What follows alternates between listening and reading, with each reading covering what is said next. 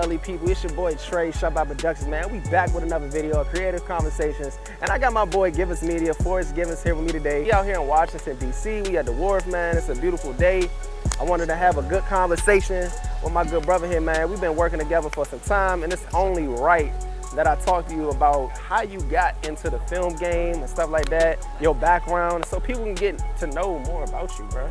So, man, I just want to thank you for, taking the time to join me today, bro, on this wonderful evening, man. I know you got a lot probably going on and all that, you know what I'm saying? But, man, I just appreciate you for stepping outside, you know what I'm saying? We outside with you, with me. Yes, sir. We outside, man. It's very organic, bro. Like, y'all should see this weather. Y'all should feel this weather. He called me up and was like, hey, bro, what you doing? I was like, so I ain't doing nothing. He was like, it's my content day. Yeah, he was like, it's a content day. So it's my content day, so I'm taking advantage of this time, bro. Yes, sir. This is what, 7:08, 7:06. So perfect timing. Yeah, perfect bro, like timing. every Wednesday, that's why I choose to shoot and stuff like that in between my schedule.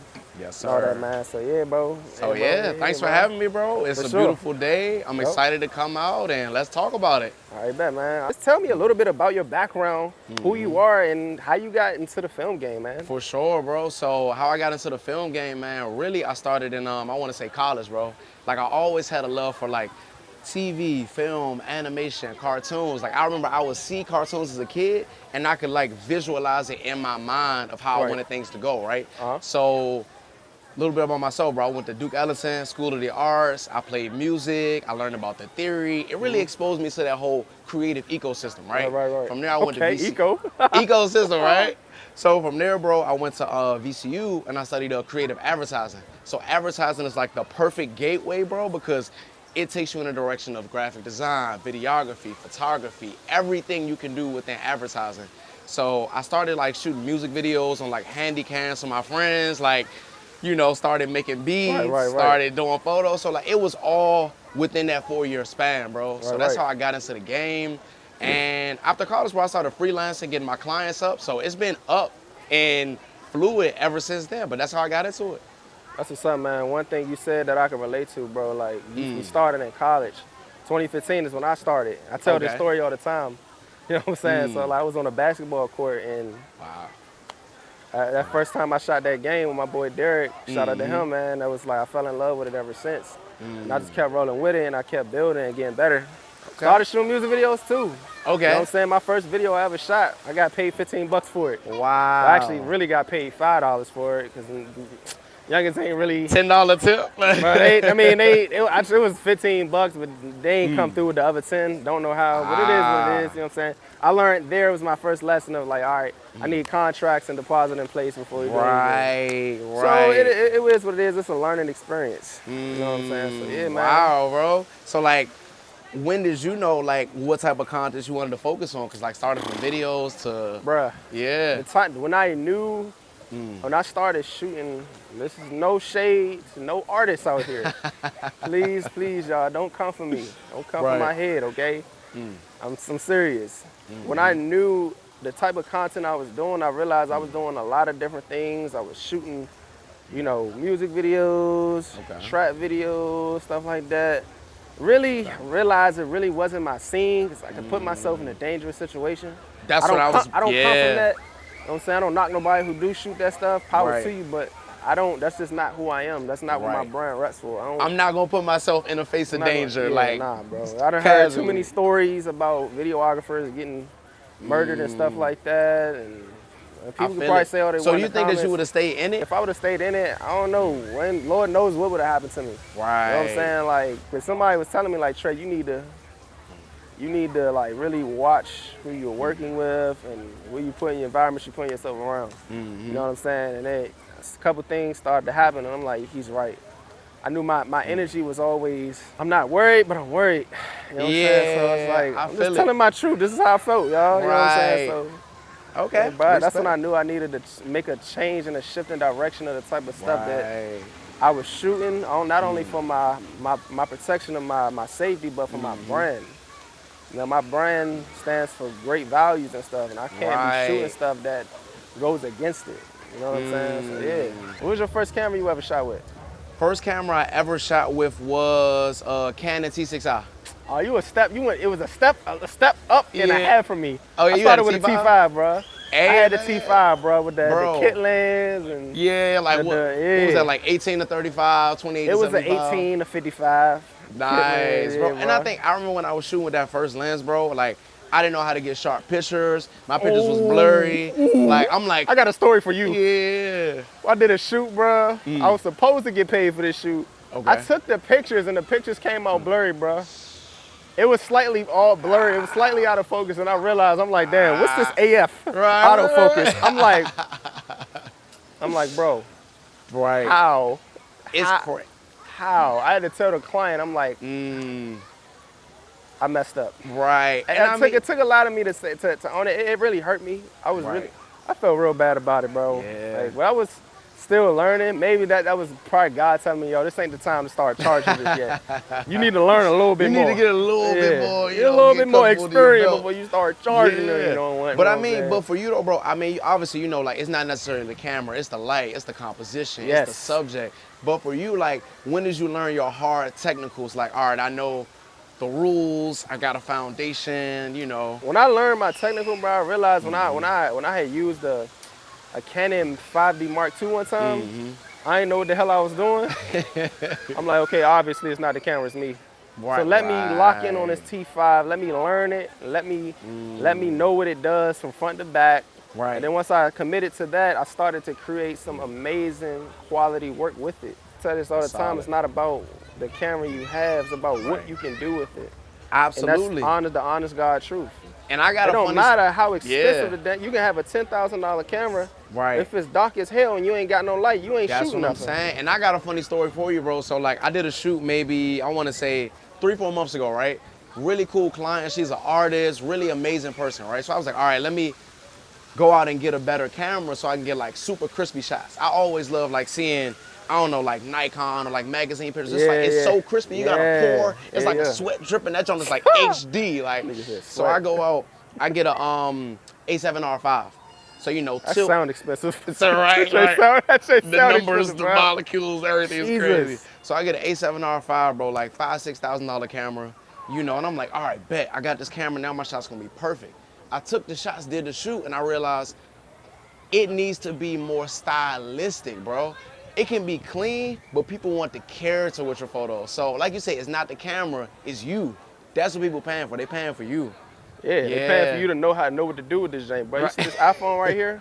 I could take an amazing picture with this iPhone and you wouldn't even know it came from an iPhone if I edited it right. That's what I'm saying. It's this dude named Ryan Magin.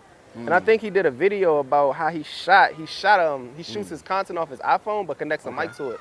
And I'm like, I wouldn't have known that if he didn't say it. It's just the aesthetics around it, the lighting, the positioning of the camera, the angle. And I'm just like, that's actually really smart. The thing about that is idiot proof. You don't gotta worry about no batteries dying. Oh my God. You don't gotta worry about no lenses. The perks of shooting with an iPhone is what? Security, safety, you idiot proof. You're fail proof, bro. Like, camera, you gotta check your batteries, you gotta check your lenses, you gotta check your NDs, SD, all in one. All of that. Hey, listen, people, if you got an iPhone, this is a $1,000 product. You can start creating content off of this thing right here. I'm trying to tell you. That's all you need. Wallow proved that. That's what I'm saying. So I guess for you, bro, let me ask you this. So like, I feel like when I first started into the content creation space, like 2016, 2017, there was no formal name for it, right? There was no influencers. There was none of this shit. When did you decide, like, all right, I'm gonna be in this space, I'm gonna do this, I'm gonna take it serious, like, boom, let's get to it. To what level? To an aspirational level where you know where you want your business to go and where you want it to grow to. Between 2018, 2019 is when I really started to take it serious. Okay. I hated my job, bro. I hated slaving at Six Flags, although I love the people. I hated slaving at the damn warehouse. I was in school. By the way, I'm a college dropout. Okay. I dropped out of school, you know what I'm saying, around 2019, 2020. What made you want to like drop out and like? Bro, I was dealing with too much. I was dealing with a toxic relationship. There was a lot going on in my life right now, right at that point. You know what I'm saying? My car was just like tweaking on me and stuff like that. I think mainly it was just the toxic relationship I was going through. It was just literally, it was messing with me.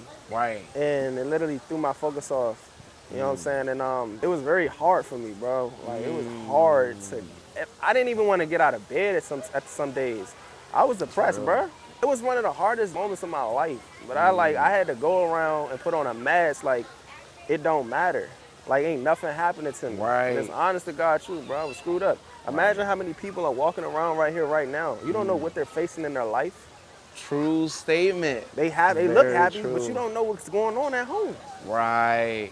So I feel it. I was like, all right, well, the world don't give a damn. Like, my man, Chris Hart, he said it in a meeting the other day. He was like, listen, the world don't give a damn about what's going on with you.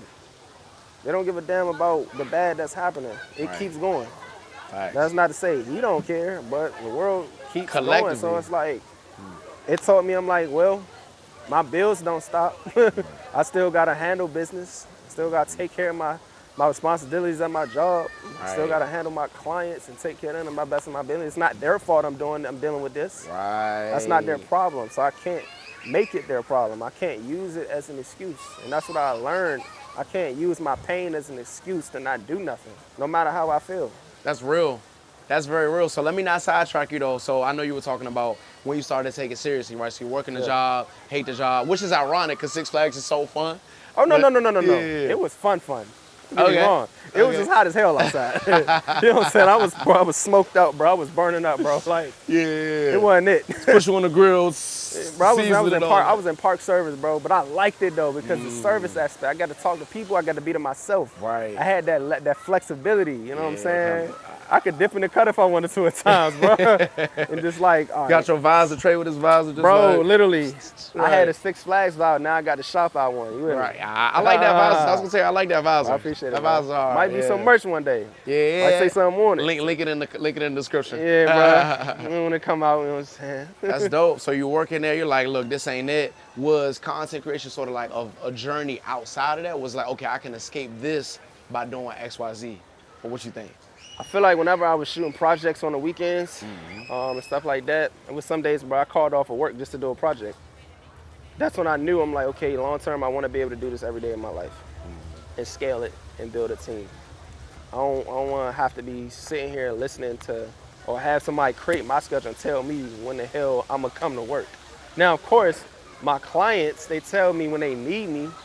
However, it's based off of my availability because we create our own schedule. We're entrepreneurs, right? So it's just like, bro, just having the flexibility to be in control of my time. And by the way, y'all, I'm still at home. I'm not on my own yet, and I don't care who judges me. I'm at home, Right. getting myself, establishing myself. So when I'm ready to get out of my parents' house by 30, bro, I'm solid. I ain't got to struggle.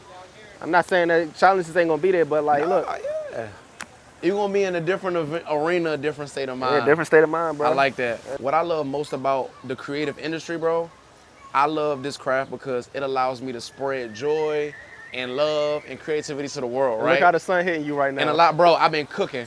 And you can see my eye be like, what?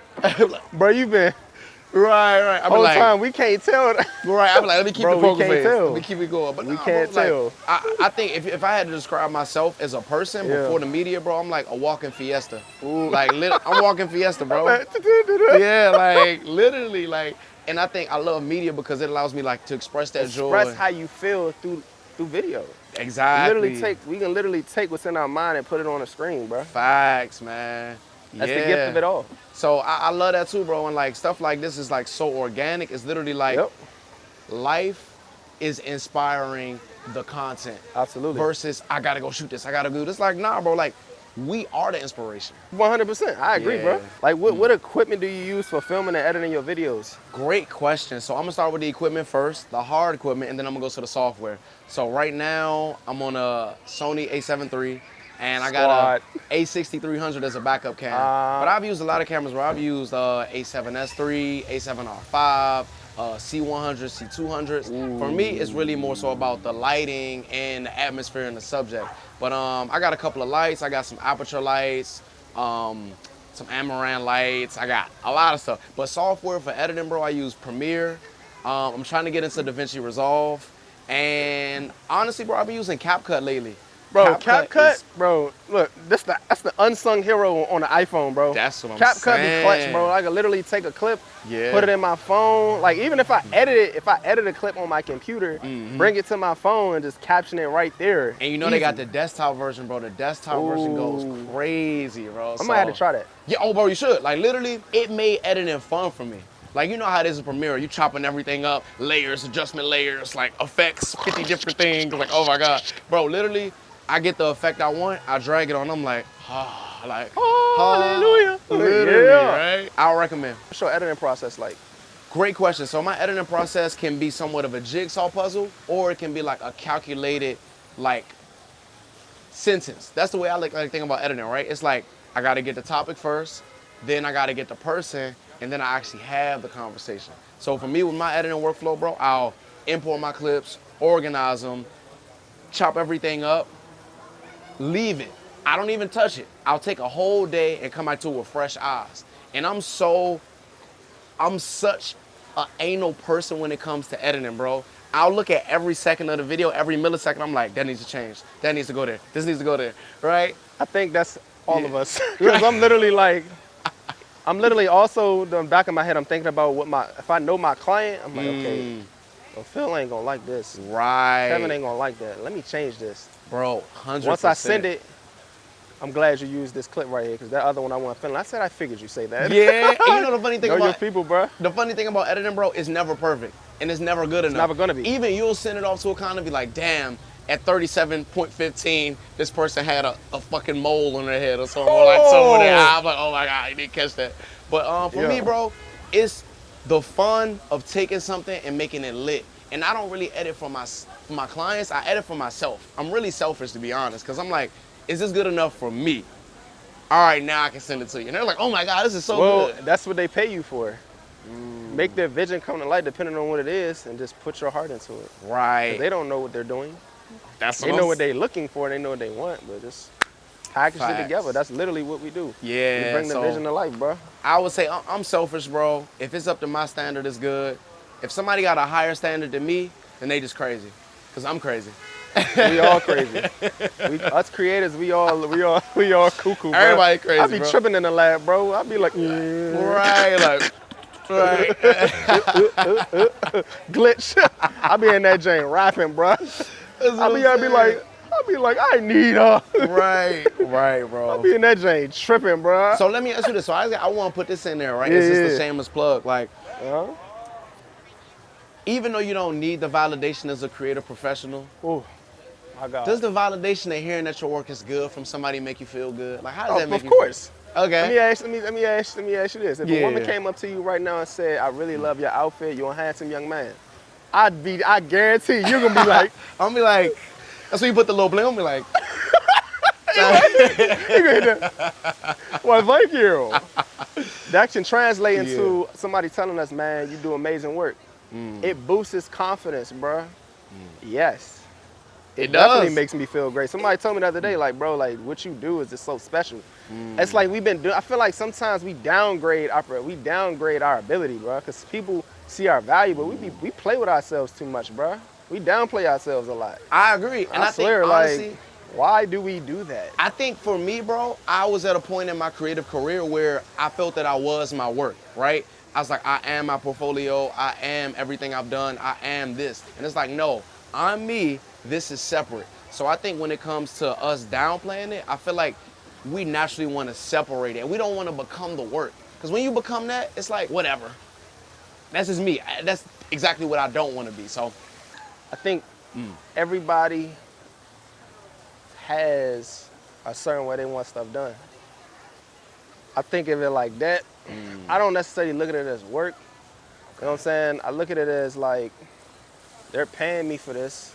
Let me give them exactly what they're paying for. Because if it was me, if I go to Shake Shack and I ask for a double cheeseburger and they give me a single, I'm like, what the hell is this? For me, I feel like for myself, I don't look at none of this stuff as work. Now, if you being disrespectful towards me and you like talking out of pocket, then that'll be the last time you work with me ever again. I don't want to ever work with nobody who's going to disrespect me. So I think there's a fine line. I don't give a damn how much somebody pays me. If you disrespect me, I will fire you. And it's just that simple. right. Don't nobody need to try, none of us, bro, like, because we human beings at the end of the day. And that could be the inverse too. Exactly. Like that could be firing somebody that's working for you, and that could be firing somebody that you're working for. Oh, no, Like, for sure. Yeah, I'm firing you. I'm not working here no more. Bro, it's okay to fire clients. If you do not feel that the relationship, a working relationship is benefiting you, move on. Right. It's just that simple. I got a question for you, bro. So at this point in your career in this media industry, do you feel like you're chasing joy, or do you feel like you're chasing like expansion? Like what's the essence of like why you want to do what you do? I mean, if I ain't had no joy in it, I wouldn't be able to chase expansion. I wouldn't be doing this if I wasn't happy. I wouldn't be sitting here talking to you outside if I wasn't happy. True. You know what I'm saying? So Yeah. I think when you love something, everything else is a byproduct. The money's a byproduct. The expansion is a byproduct because you're passionate about it. You know what I'm saying? That's literally all it is in my personal opinion. You know what I'm saying? Yeah. I hear that. That's a beautiful answer. Man. Yep. I love that. I think at bro. this point, bro, in my life, I'm chasing joy. Like, and I think I'm sort of chasing the expansion in my perspective, right? Like, I want to expand in my perspective and know that anything is possible and know that I can be anywhere and know that I can have any type of lifestyle, right? And really, lately, it's been like my train of thought. Like, what type of thoughts am I thinking? How do they make me feel? Just the same way I can get money or an experience that feel good, I can make myself feel that way too. So, chasing the expansion through the habits.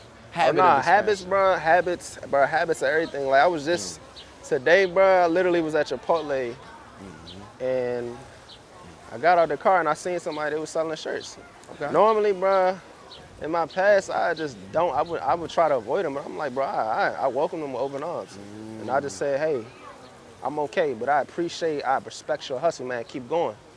Instead of me, you know, because you know how people like when people out there trying, you know, sell your product, whatever. Most people just like, no, I'm okay. Right, like, right. Nah, bro, like, listen, I'm not interested, but I just said a word of encouragement to him. True. Say, yo, keep going. I feel that. First thing that comes to my mind is like when you go to the mall and they try to show you like the shoe cleaner. It's like, hey, bro, let me see those kicks. I'm like, I'll start walking real fast. Like, yeah. I mean, I had some dude do that to me one time. I let him clean my shoe. Okay. I'm gonna be honest with you. I'm good. Right. Because my shoes are already clean. But I appreciate you and I respect you for having the courage to even approach me. Right. You know what I'm saying? So that would give him the courage to keep going. Somebody needs it. That may not be me. A lot of people don't need me. Right. That's just that simple.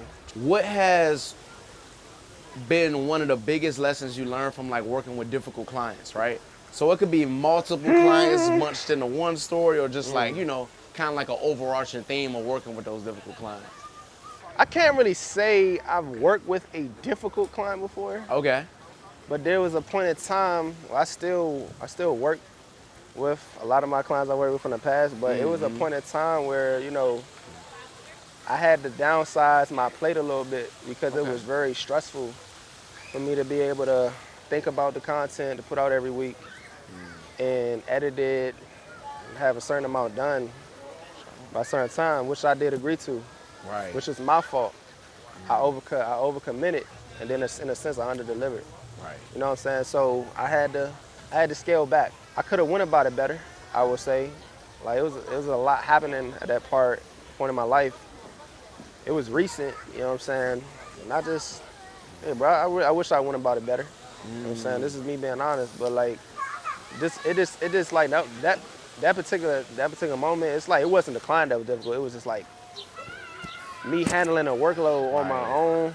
You know what I'm saying? At that time, I wish I knew what I knew now to be able to handle it better. Right. See what I'm saying? It was a lot on my shoulders, but I mean I accepted it. I just say like anybody like if you're gonna accept something, make sure you're able to do it. I think one of the biggest, so with difficult clients, bro, I'm not gonna get into the details of the specific client, but the challenge that I was faced with was detail, right? I had to basically every time I sent the video over to the client, it was an error in it every single time. To the point where I'm like, let me double check, triple check, quadruple check. To the point where like I'm going crazy trying to check my work, right? So it taught me to be more detail oriented. And it also taught me that when you're getting clients, bro, or you're working on projects, you literally have to take your mind and jump into the future. Because in that very moment, it may be like, hey, I'm paying you 3 bands. It's going to be 10 hours, boom, boom, boom. What you're not thinking about is where's it going to be? Who am I working with? What is going to be the revision process? Well, how many times am I going to have to go back and forth? So now, bro, whenever I get a job, I'm always trying to take my mind and jump into the future before I say, all right, I'm going to sign the dotted line. So the negativity really is a big learning experience. It's all to help you expand and be better. So I think like when it comes to taking projects too, like even the amount of money I'm getting paid, like for me, when it comes to revisions, like somebody asked me earlier, like how many revisions do I get? I'm like, okay, well, when will you be happy with the project? right, I can't. I feel right. like personally, no. A lot of creators might disagree with this, but I don't believe in limiting a client who pays their hard-earned money on revisions, depending on the project, of course. Especially if it's an error that I made, Right. or if something's supposed to be a certain way, so am I not going to revise their project because I messed up? Right. And that's when it You know what I'm comes to saying? like nickel and diamond. It's the thing that I really realize is that business is very personal. Yep. Right? Some people say that business isn't personal, it's business. It's like, no, bro, it's very personal. Man, If when I a gotta be person come honest. out their pockets with them dollars, Right. trust and believe it's personal. It's bro. personal, but like Emotion is this. tied to their bread. They work for that. Yeah, bro, it's energy tied to the money. Cause like one, the money is energy. They're exchanging that energy with you. Two, they're getting to know you on a personal level. And three, once the transaction is done, they're either going to work with you again or they're not. And a lot of that is influenced by if they like you or not. So, bro, business is extremely personal. Don't let Well, nobody absolutely. lie to you like that. Learned that. Learned Facts. that. Like, you want to know some experience that I learned For sure. recently? I was working with JC Ruffin. Shout out to her again, man. Like, she had taught me a valuable lesson. Like, working with her around that time, in February, I had to get the edits done same day. That was the agreement that was made. So I'm like, okay, Right. challenge accepted. I failed the first time. The second time, and so forth on, ooh, we nailed it. It taught me to organize my shots, shoot the edit, and not shoot everything. Shooting the edit is a major, bro, game changer. Yep. Cause for me, so the funny thing I had to learn to accept about myself is that I talked to some of my best friends and I asked them, tell me everything you don't like about me. And the first person's initial reaction is like, what? Why would I do that, right? And then they think about it and they give you constructive feedback. So it was like, you're a perfectionist, you can be super nitpicky, and you gotta do X, Y, Z. So I was like, all right, bet. How can I use my perfectionism in a healthy way? And editing is perfect. Let me ask you this, right? Yep. So I know you'll shop work around a lot when it comes to creativity. Like, send edit to somebody else to get done or send some photos to somebody to do, right? Is it harder to manage creatives or to be creative yourself? I don't like to use the word manage. Although I Okay. know we manage, Right. I like to lead them in the right direction. Especially when I'm outsourcing, you're delegating stuff. Right. Give them the concrete detail of what needs to be done, and they'll execute it. I Facts. literally just learned this like a few days ago. I had my editor work on one of my clients' reels to edit it, and I told him, I said, all right, cool, do this, tweak this here, take the saturation or maybe take the color temperature to warm, and I was like, bingo! Got the client's reaction. He said, dope, Let's fire go. emoji. And I was like, yeah, this is what patience does. But I love that though, and I Yep. think that like for me it kind of equates to teaching, right? Because when you have to teach something and you have to guide, you have to become more proficient with the Yes, vocabulary. it's like we gotta and the slow it down. language. Yeah, but the thing Yep. is, bro, you gotta be like a Swiss Army knife. Like you can see something to say, tweak the saturation by 3, turn the blacks down by 5, rotate the whole video by 2 and scale in by 110. Right. Somebody might be like, crazy, bro. They do all of that and they're like, Wow. how? Like, Because you just know. that's what I'm saying. How do you come up with ideas for your videos and stay inspired? Ooh, great question. Okay, so I went to school for advertising, right? And advertising literally tells you the science of creativity. It tells Right. you how to be creative from a scientific perspective, right?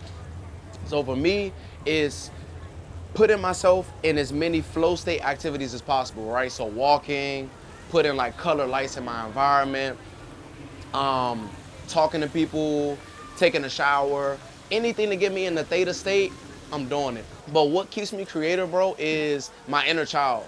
My inner child keeps me creative because I am such an inspired person to whenever I see something that ignites the creativity, I can't stop. Like I'll see a sculpture, or I'll see like a pair of shoes and I'll be like obsessed with that pair of shoes for like 10 days, right? So it's kind of like ADD a little bit, but that keeps me really fluid. What keeps me practically creative in my day-to-day is consciously knowing how to activate the theta state or like that subconscious mind. Yep. I'll give you an example, right? I went to advertising school. My first class, we had an assignment. We had to come up with 100 ideas in like 24 hours. Right. How, bro? And literally you get to the point where it's not even about the idea no more. It's about the state of mind to grab the idea from the ether or from the collective source and like bring it down.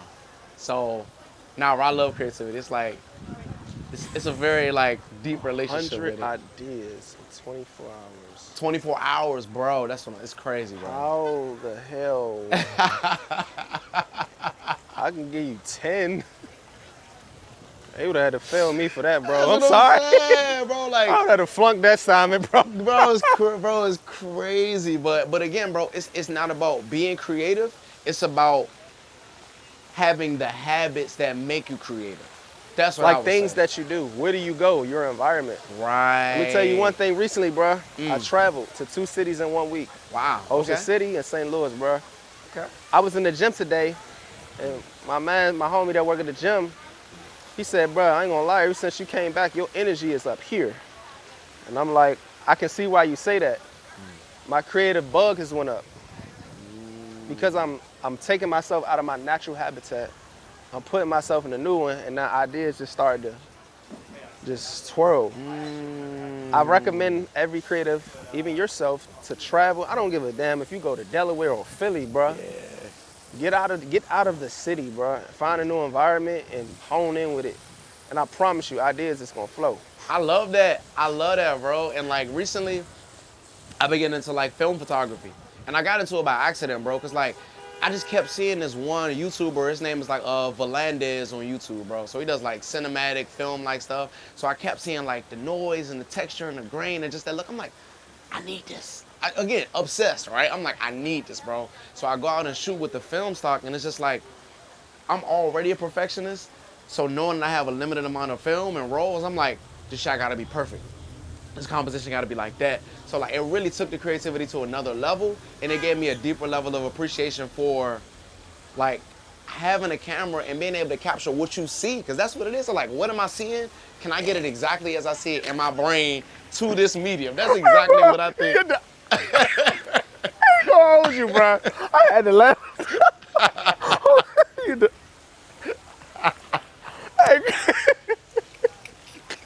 I'm sorry, bro. Yeah, but you know, Sorry, like, bro.